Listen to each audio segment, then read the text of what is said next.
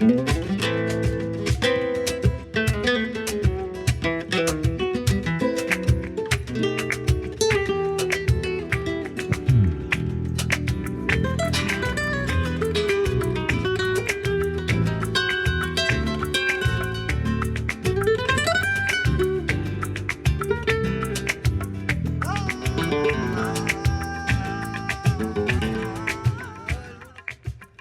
sé por cuál empezar de los dos.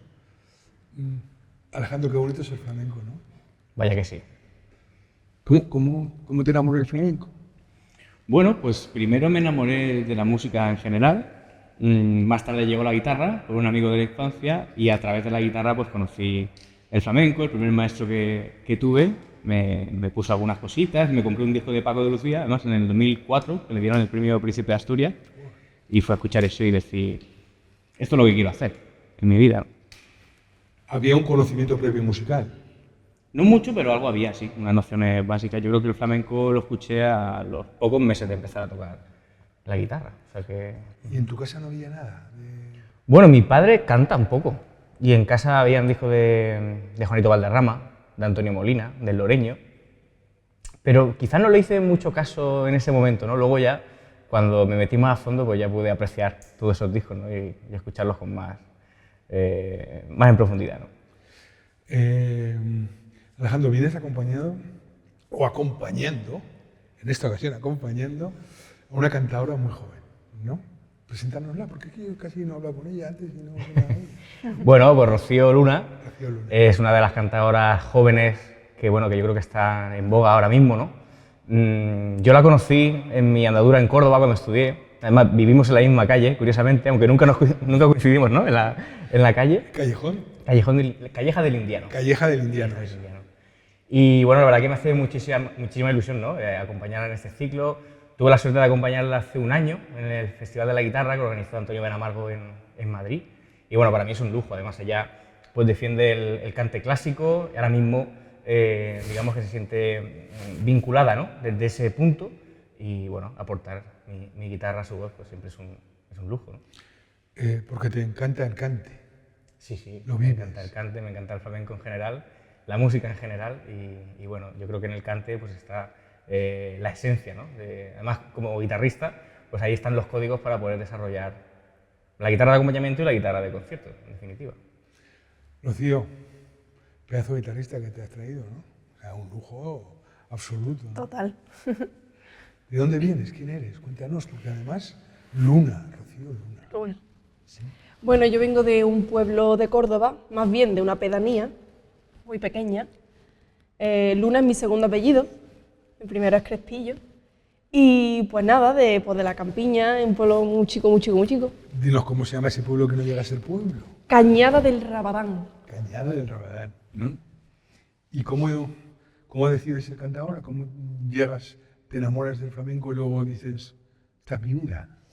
Bueno, en mi casa se ha escuchado música, se ha escuchado flamenco, hay en mi familia muchos aficionados y es verdad que a mí me dio como el sí de empezar yo a escuchar por mi propia cuenta flamenco, que mi padre me regaló unos discos y me llevaban a la peña flamenca.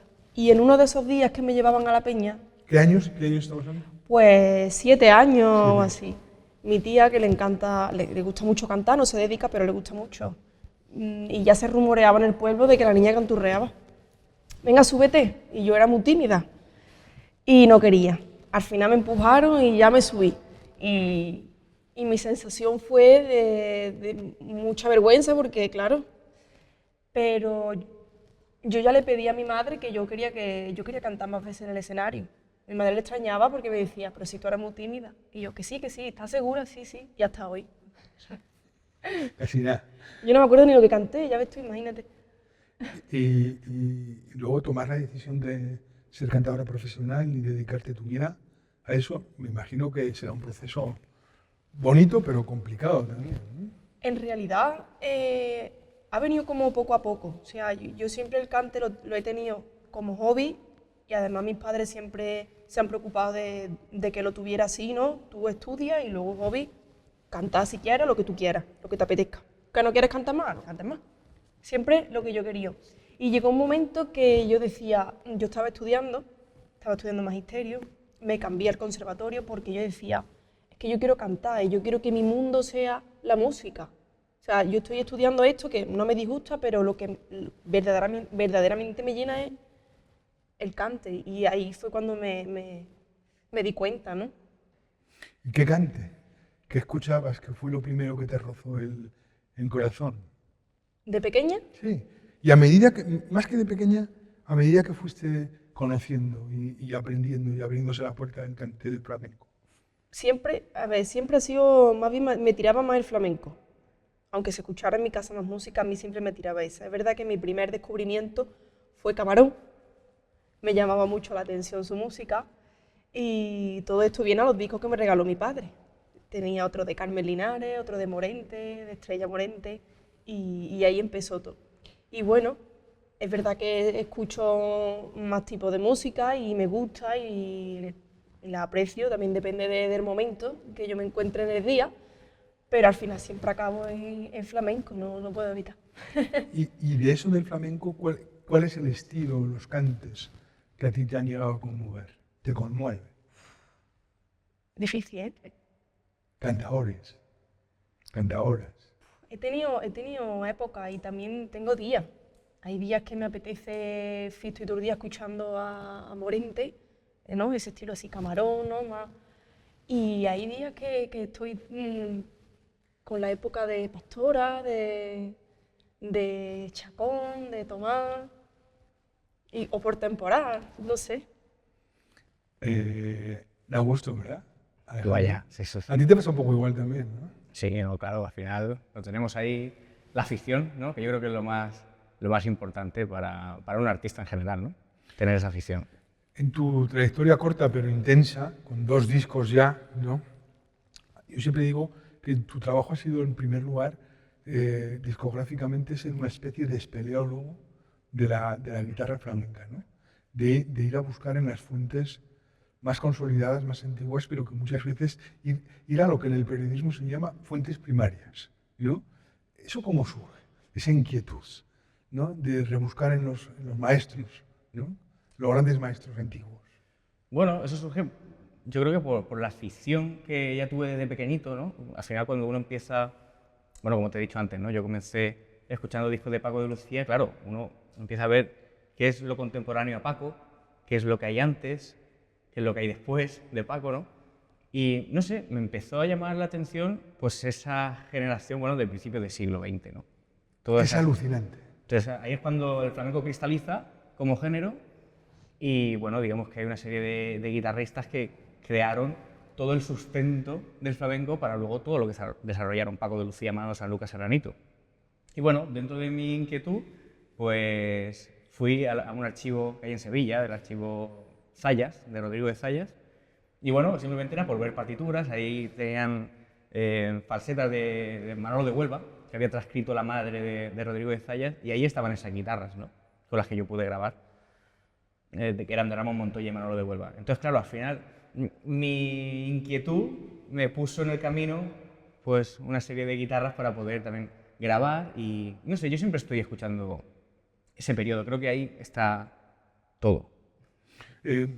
Grabaste con las guitarras originales. ¿Qué hay de fetichismo y qué hay también de buscar ese sonido tan especial? Hay un poquito de 2 cosas, ¿no? Ese respeto a ese instrumento, ¿no? A la leona, por ejemplo. Sí, sí. Y también, porque claro, ¿quién tocó esa guitarra, ¿no? ¿Quién la pulseó esa guitarra? Pero también hay un buscar cómo sonaba aquello, ¿no? Claro. Sí, yo creo que a veces cogemos un objeto que lo ha tenido una persona que admiramos y ya de por sí, evidentemente, le damos un valor.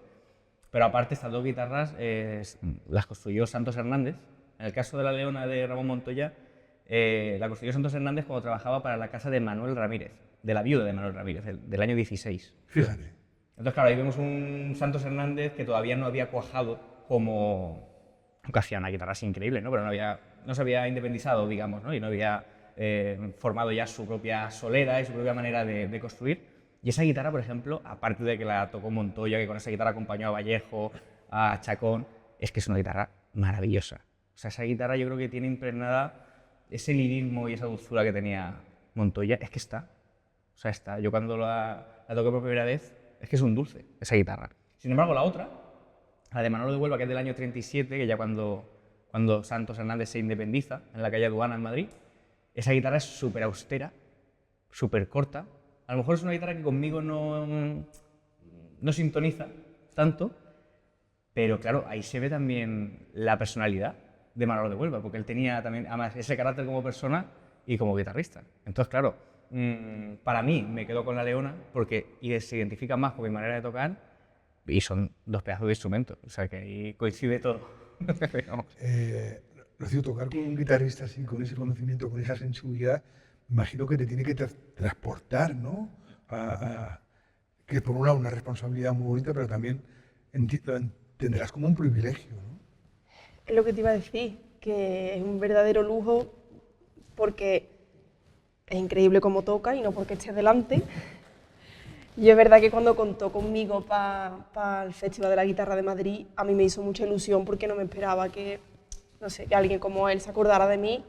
Y aparte que sé que compartimos gustos por esa época, y aunque él toca muy bien por todo, pero es verdad que yo creo que es de uno de los mejores que he escuchado tocando por ahí, ¿no? Por esa época. Y yo amo esa época.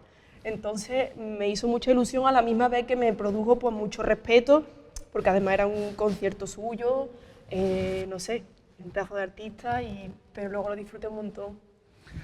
Esa época, ¿por qué os conmueve tanto a los dos esa época? Esa, que has dicho muy bien que cristaliza el flamenco, ¿no? Que se crean los estilos, que se crean muchas falsetas, no sé, la personalidad de esos artistas, ¿por qué te emociona tanto? Pues no sabría describirlo con palabras, no lo sé, pero al final siempre acabo ahí. Que me pierdo, vuelvo ahí y me encuentro otra vez. Supongo que es como ha dicho a él, porque es cuando cristaliza, ¿no? el estilo, este estilo que es flamenco. No sé. Yo esa época la descubrí por el disco de Enrique Morente sobre Antonio Chacón. Para mí me abrió una... Porque claro, era una forma de escuchar aquello, pero no era aquello, era otra cosa, ¿no? No sé, ¿cómo lo definirías tú? Bueno, yo creo que ahí hay mucha verdad. Yo creo que está el flamenco en el estado más crudo Totalmente. que puede haber. O sea, más crudo que eso.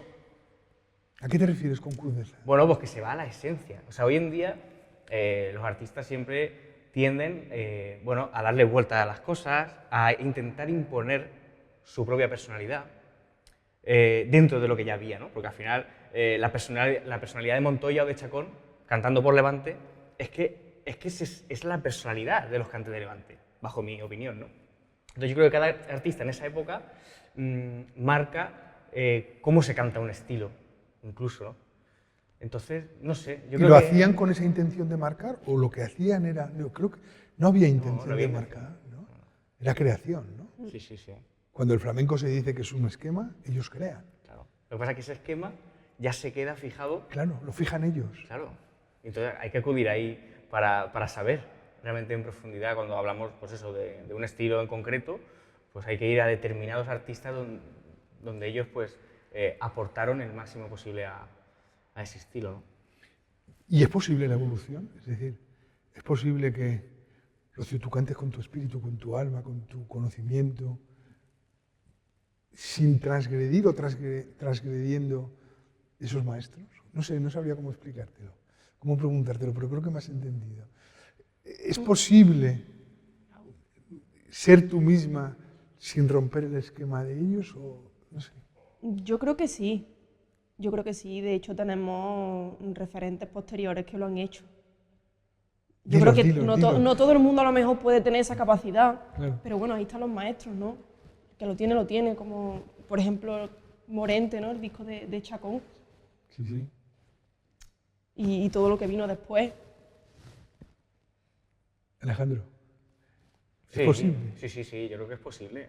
Y bueno, en el cante se ha dado. La verdad que Enrique Morente yo creo que es quizás el último o la última persona, a mi juicio, que ha aportado al género y que se ha quedado ahí y que sigue siendo, ¿no? Una referencia, y en la guitarra y en el baile igual, ¿no? Lo que pasa que, claro, ¿qué es lo que hacen esos maestros? Cogen de atrás, cogen de esas fuentes y lo barren, pero parten de ahí. Más para atrás de ahí no pueden partir porque es justo cuando cristaliza el género. Y ya ellos, pues con su talento y con su genialidad, pues, bueno, como eso, ¿no? Ponen el dedo en la pintura y la arrastran hasta donde pueden, ¿no? Entonces entendemos que, por ejemplo, en un artista como Enrique, ¿no? Es un artista descomunal en todos los sentidos, ¿no? Escucha como, de alguna forma, escucha los discos viejos de Montoya y de Chacón, pero él no los va a repetir, él no va a repetirlos, él les va a dar su impronta, su personalidad. A raíz de eso es capaz de crear todo lo que viene posteriormente, pero todo lo que viene posteriormente viene a posteriori, no viene antes, no se saltan los pasos, ¿no? Pero para eso hay que tener mucho talento y mucho conocimiento. Mezclar las dos cosas y valentía, hay que ser valiente, ¿no? Total. Riesgo. Sí. Y gente que lo entienda también. Digo yo. Dime algo, Rocío, que te has quedado ahí. Yo me quedo escuchando. ¿Has probado el vino? Pues no, Pruébalo. no todavía. ¿No? Mira qué bien le estamos viendo ahora la copa. ¿Has visto?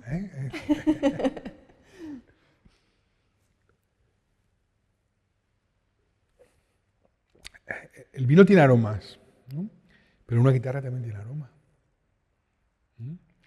Una voz, un cante, también tiene aroma. Es una de las palabras que más me gustan, ¿no? Porque define. ¿Qué es el aroma en la guitarra? Para ti, Alejandro. Porque antes has dicho 3 maestros.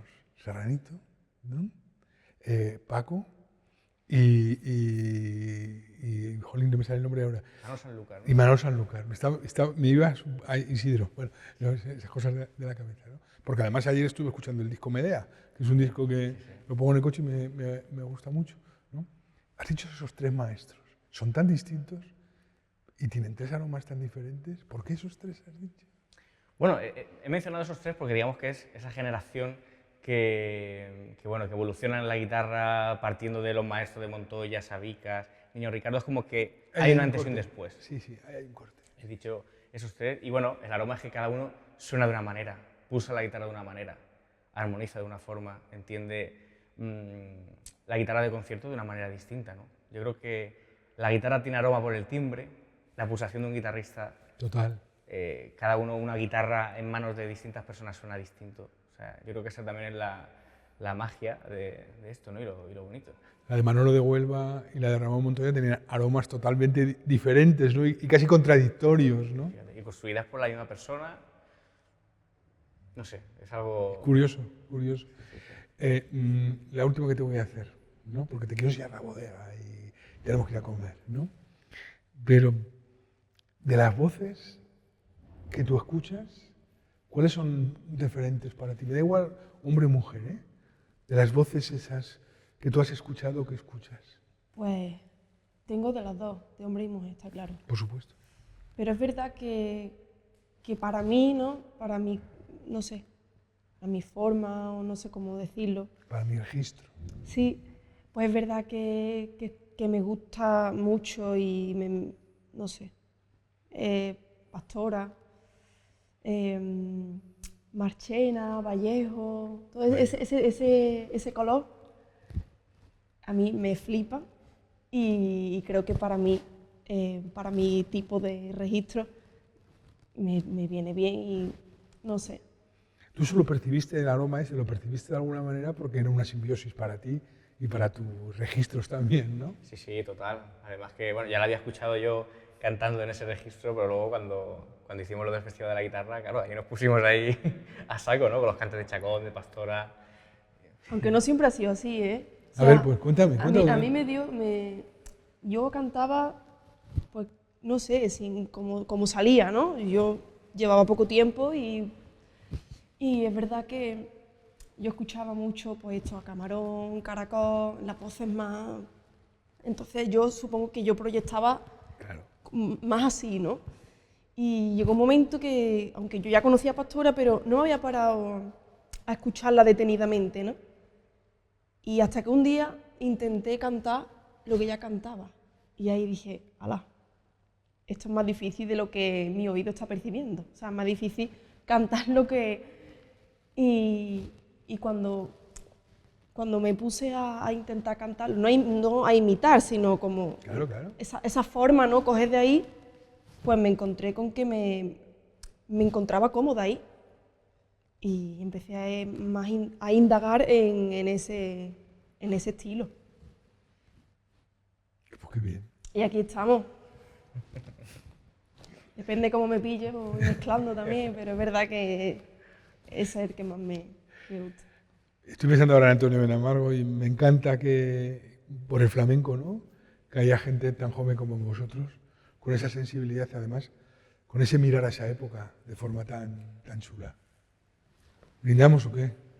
Por favor, Muchas gracias. a ti.